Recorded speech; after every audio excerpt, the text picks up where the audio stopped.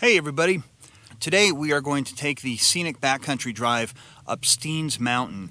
Steens Mountain is a large mountain in southeastern Oregon that stretches up out of the desert up to heights of over 9,000 feet. There's a couple of lakes up there, some nice trees, and a lot of big gorges that were scoured out during the last ice age. It's pretty dramatic. So we're going to drive up there tonight and find a campsite, spend the night, and then probably do a hike tomorrow.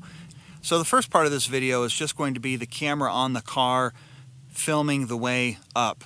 It's really a nice drive. The way down we'll film also, because that's also a really dramatic drive. When we get up to the top, we'll find a campsite, set up camp for the night, and kick back and enjoy things. I was up here a few days ago on my way to Seattle. We drove through this area because I'd never been here before, so I figured let's at least do the drive through.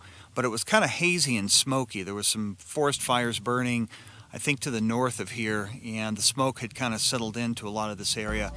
But that is not the case this time. It is really nice and clear out today. There was a storm system that came through the last couple days, so the air is really nice and clean. So I think we'll be able to get some really nice footage this evening.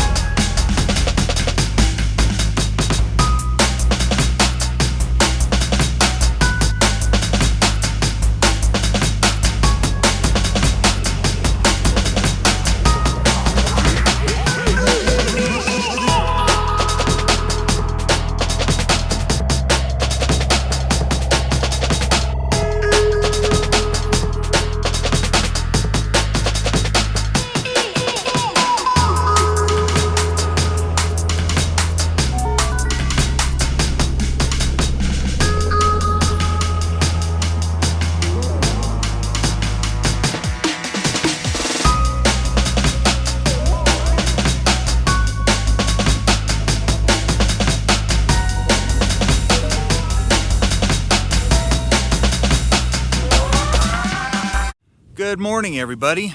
So we had a really good night last night camping high up on Steens Mountain. I'm going to pan this around a little bit. This is looking south. There's our campsite. You can see the high country up here. The highest point being almost 9,730 feet, something like that. It's pretty tall. But we had a beautiful sunset last night and a nice sunrise this morning. So this area that we camped in last night, we got to by taking this little road you see before us, and this road came off of another road from the main Steens Mountain road that takes you over to a big gorge. We're going to go up there and look at that gorge when we get done here. So we took this little road a little ways out. I probably could have kept going, but I decided to camp out of the wind as much as I could, so we took this little hollow down here, and it worked out perfect. It was nice and level, and it's been incredibly quiet, really beautiful up here. Lots of nice stars last night, but the view up here is really nice. You can see down towards French Glen and the Malheur National Wildlife Refuge. You can see Hart Mountain way out there. That's that pyramid-shaped peak. That's in the middle of the Hart Mountain Antelope Wildlife Reserve. Over here you can see parts of the gorges. We're going to drive up around and be able to look down into these gorges, so I'll make sure I get some nice shots of them. So the first spot that I'm going to take you to is a gorge called, I think it's Kiger Gorge. Maybe it's Kiger. I think it's Kiger Gorge. And this drains the northern side of Steens Mountain. And it's a pretty impressive looking place. Yeah, this is quite a drop off we're coming up to. Pretty spectacular.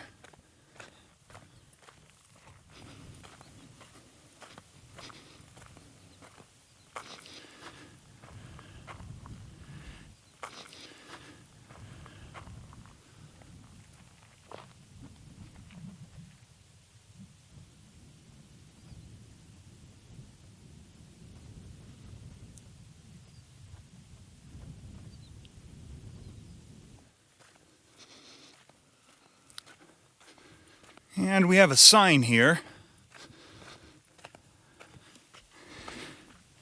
And this gives us an overview of how a lot of these gorges were formed. So these gorges got carved out close to 1 million years ago. So I guess that notch over there they're calling the gun site.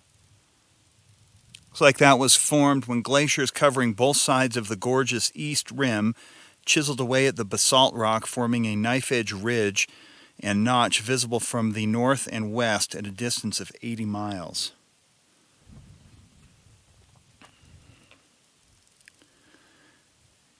Now, I've seen some golden eagles around here. I've heard some hawks too. Absolutely beautiful.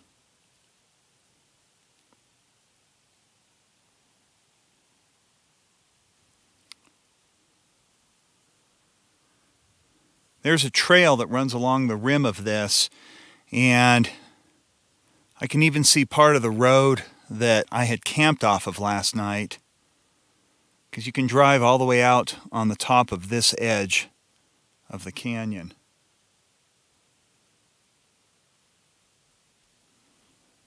But this is a very, very beautiful place. Love it up here.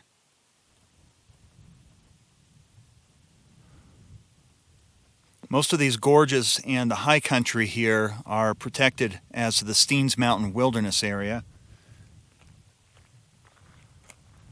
And there, of course, are corridors you can drive through, like the one that we used last night to access the area that we camped.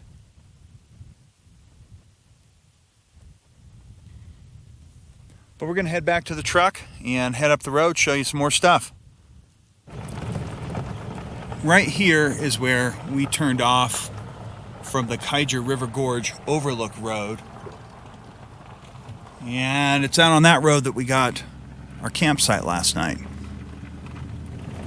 So one of the things I want to talk about is this road, because this road is in very good shape. You could bring a car up here. You don't have to just bring a truck. This time of year it's nice and dry, plenty of gravel on it. Not too much of it is bumpy and washboarded. It's in pretty good shape. So we pulled over here along the road, a little wide spot in the road that we used to park the truck in. We're going to walk up here and look over the edge.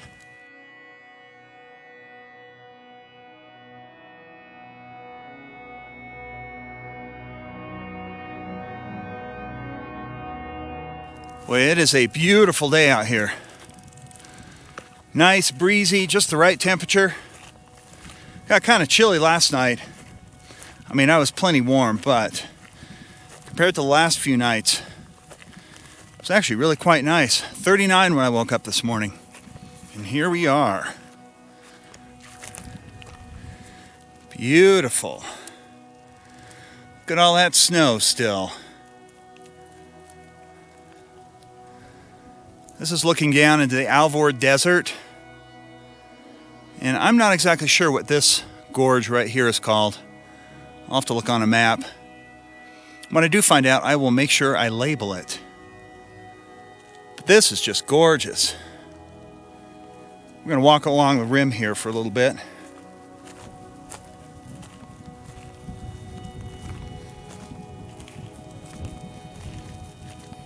Really nice country.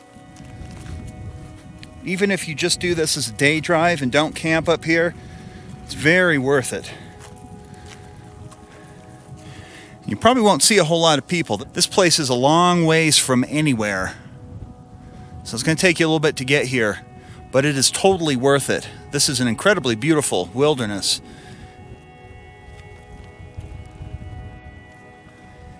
And it's so clear today, you can just see all over. Yeah, it's surprisingly green down there. Well, with this being the end of August, yet there's still patches of snow. I'm sure that the melt keeps that stream going and keeps things nice and green down there.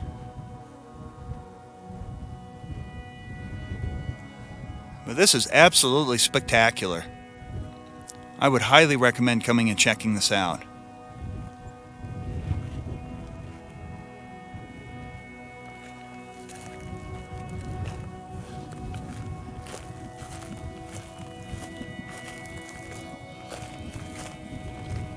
Yeah, we've had really favorable weather today.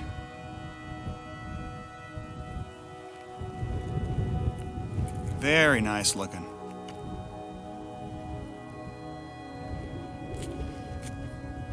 There's Raven outstanding in his field. Well, we're going to head back down to the truck and drive up the road a little bit farther. Look at some more cool stuff.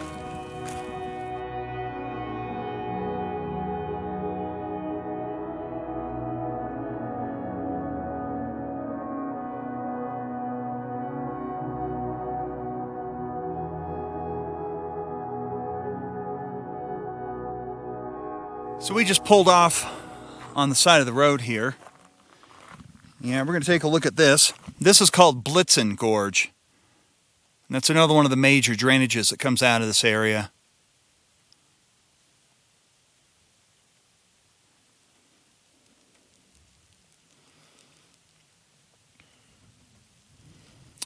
We came from over in that direction. This is looking to the north.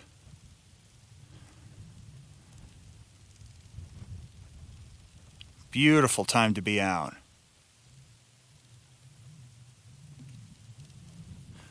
We're going to walk out here and take a look at this ridge between Blitzen Gorge and I forget what the next one is called. And it looks like people have built a little wind shelter here. That's quite a wall.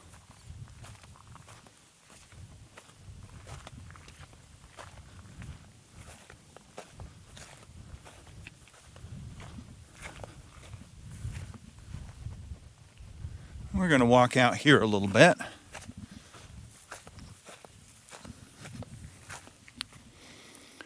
You can see the road from where we came. I'll just pan this around a little bit. That's a little Blitzen Gorge down there. And you can see the road over here. That is the road we're going to be going down. And of course we're going to be going to that high point where all those towers are. So those are communication towers, and the one thing I've noticed about this area is I have excellent cell phone receptions, which is nice because this is a very remote spot of the country. It'll take you a couple hours to drive from even the closest large city, which at this point would be Boise, Idaho.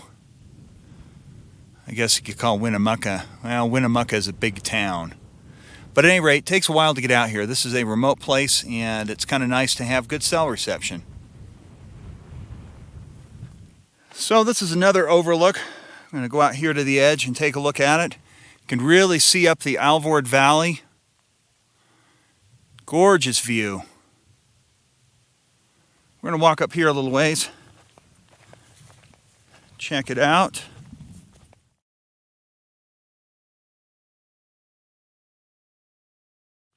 Now this is a commanding view. I'll just pan this around a little bit. Fantastic. Wow.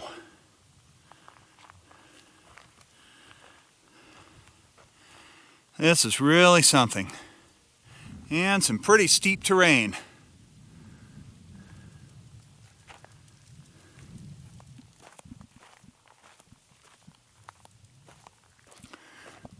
Well, we're coming up on some signs here.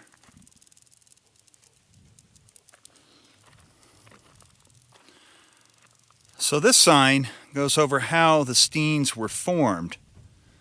So it says, oozing from cracks many miles long, great rivers of basalt lava flowed across eastern Oregon. Each flow added a new layer of rock, building up the high desert plains. As the lava slowly cooled, the Earth's crust bulged upward, cracking to form faults. And over time, huge blocks of basalt began to move, tilt, and slide along these faults. Steens Mountain is a 30-mile-long fault block mountain that was fractured, then gradually pushed upward and tilted to the west. The block directly to the east slid downward to form the Alvord Basin.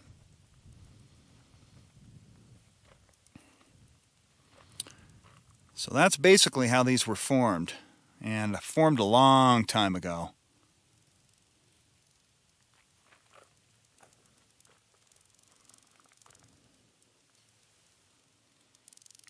This talks about some of the activities that happen down here in the valley below. There's ranches down here. The lake bed attracts sail gliders. There's bighorn sheep. And evidently some pretty good fishing. And then this sign here talks about how the weather and the height of the mountains here affect everything around here. It says, like a sail in the wind, Steens Mountain captures passing weather. Clouds build up along the western slope, bringing cool rain, mist, or winter snows. This capturing effect leaves Steens lush and cool, while the Alvord Basin remains extremely hot and dry. Changes in elevation and moisture create a staircase of vegetative zones, each with its own unique plant and animal species. So down low it starts with the arid sagebrush zone. Big and low sagebrush, bunch grasses, rabbit brush provide a variety of food and cover for small mammals such as jackrabbits and reptiles like the Great Basin rattlesnake. The quaking aspen zone, sharing the drier portion of its zone with the mountain mahogany and quaking aspen community, occupies moist areas. In addition to providing excellent habitat for deer, elk, and beaver, aspens brighten the mountain with brilliant yellows, oranges, and reds. Then there's the subalpine grass zone. Despite harsh conditions, a variety of forbs and grasses are common, providing spectacular wildflower displays. Small burrowing mammals, birds of prey, and summering deer and antelope are found within this zone. Next year I'm going to have to come up here in July. I think that's when the wildflowers will be particularly nice. But we're going to look at this for a few minutes. This is just spectacular. There's a little tiny lake down there. More like a pond, I guess.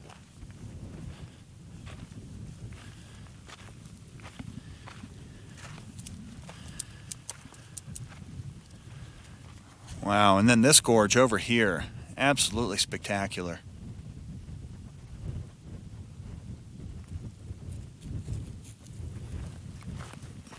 We're going to head back to the truck and head on up the road. So we're at a junction right here. This road goes down, this road continues along the ridge, and eventually ends up by those communication towers. And the other road was the one that we had just gone up to that overlook. I'll make sure I put the coordinates to all these places below the video here for you, so you'll be able to find them pretty easily. So this is as far as you can drive. We just parked right over here.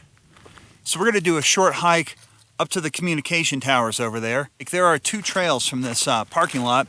One of them goes down into this basin over here we're going to be able to see. And there's a big lake down there. And the other trail is this old road that goes up to the communication towers. But we're going to hike up this one first. Get up there, check it out. That's the high point of Steens. So I kind of want to hike out there.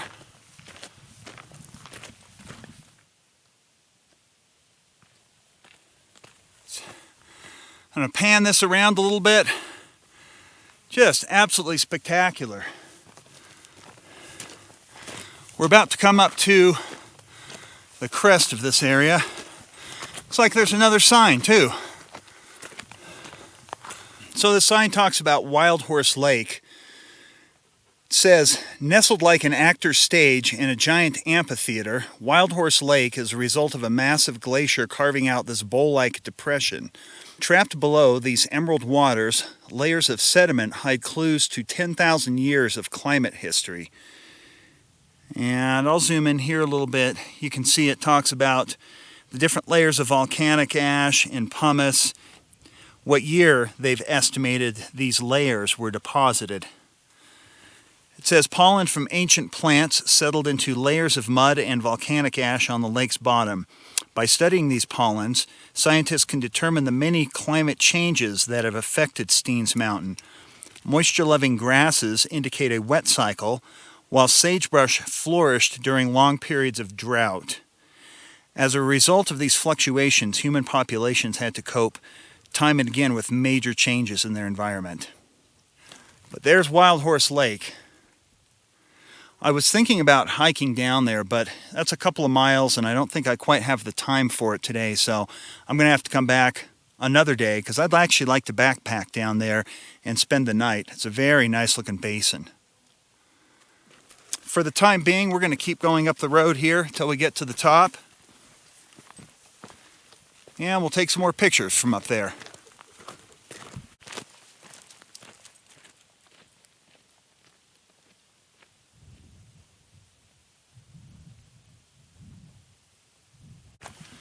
Wow, it looks really spectacular on this side too. Just these gorges are fantastic.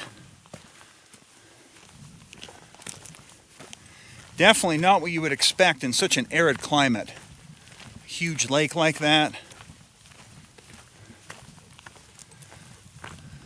But these mountains are pretty tall and they capture a lot of moisture.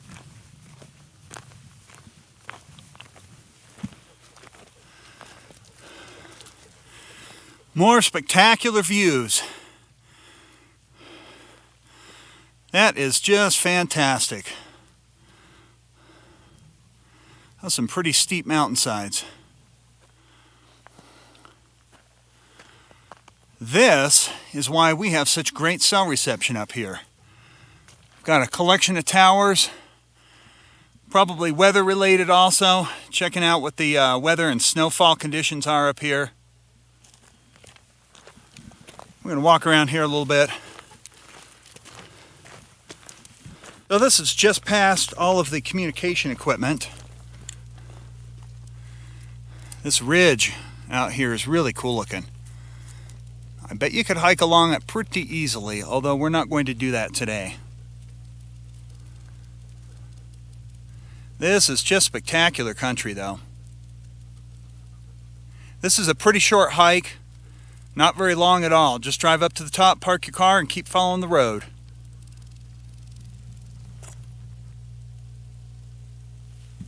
So we ran into a guy up here who was hiking, and he said that this mound over here is the actual high point. So we're going to hike over there and check it out.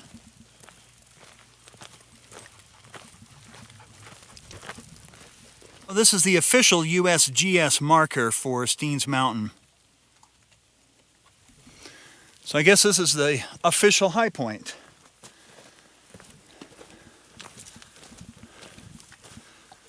Pretty nice though. We're going to hang out up here for a few minutes, take in the scenery, take some pictures.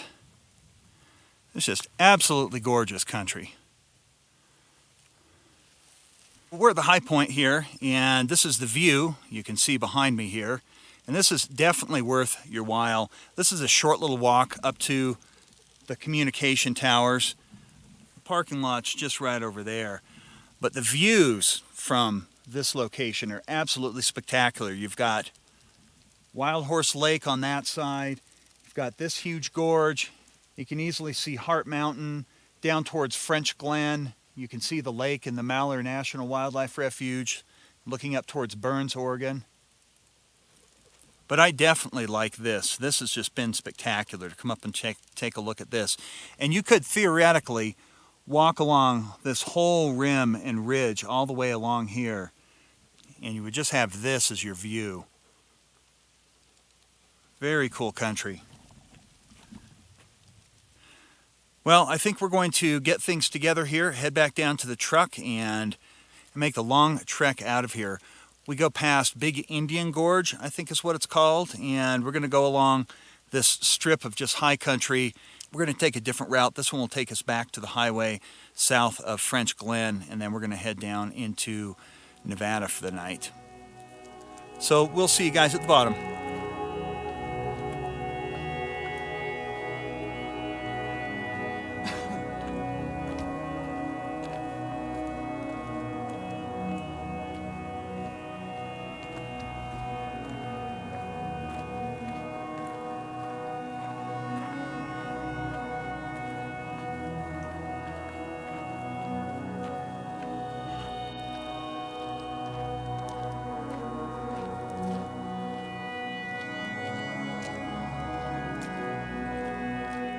This is Big Indian Gorge right here.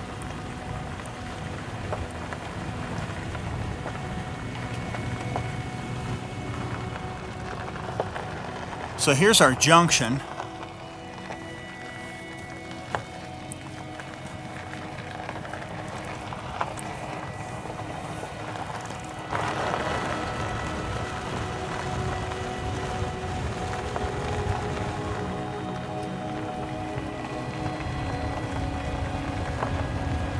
Yeah, so take it slow on this road.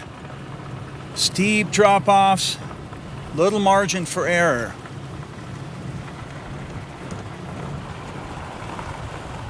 So we pulled over on the way down.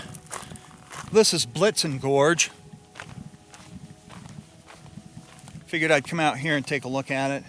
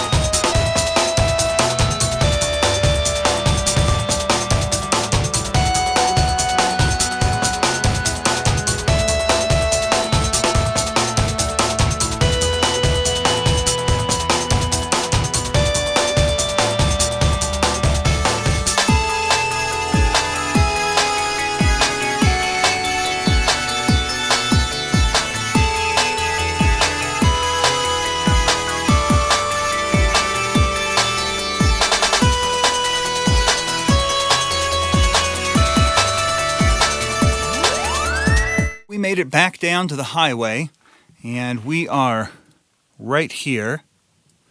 We just came down from this junction, or no, I'm sorry. This is where we hiked today.